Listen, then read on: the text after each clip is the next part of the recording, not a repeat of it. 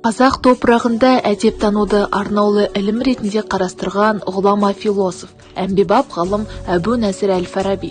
Ол этиканы жақсылық пен жамандықты айыруға мүмкіндік беретін ғылым ретінде қарастырған. Оның түсінігінше, адам жаратылыстағы ең қасиетті жан, сондықтан оған үлкен құрметпен қарау керек.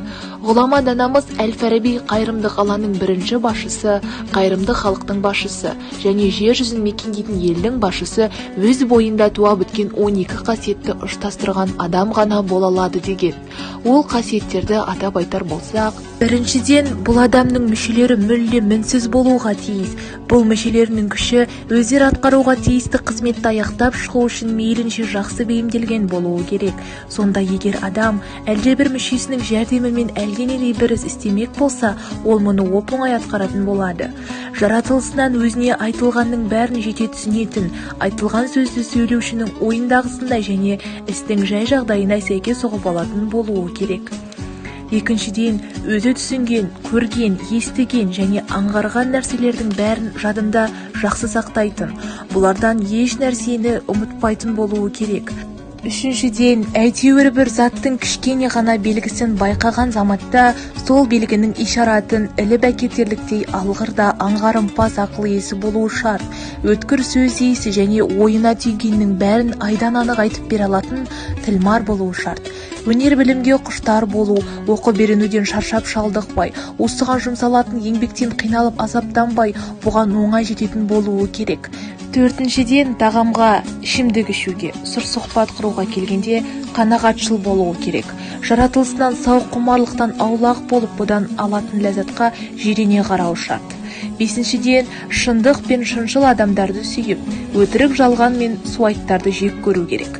Алтыншыдан, жаны асқақ және ар намысын ардақтайтын болуы шарт. Жаны жаратылысынан пасық істердің бәрінен жоғары болып, жаратылысынан игі істерге ынтызар болуы тиіс.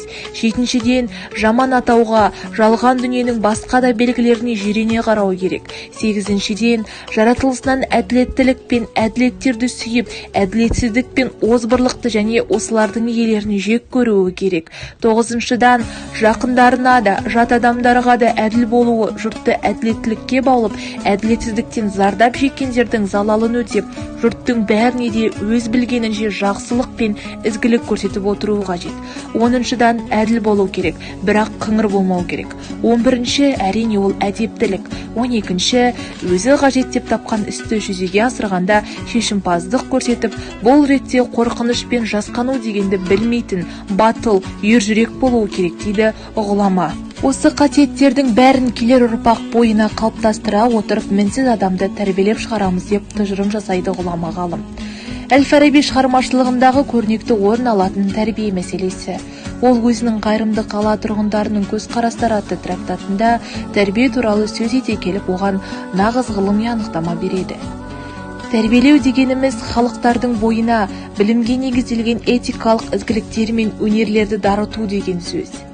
Тәрбиелеу кезінде халықтар мен қала тұрғындары білімге негізделген қасиеттерден тұратын іс-әрекеттер дағдысы сіңіріледі. Этикалық ізгіліктерді білім, тәрбие арқылы дарыту керек. Сол арқылы адам игілікті істерге талпынады дейді әлемнің екінші ұстазы Әбу Насыр әл-Фараби.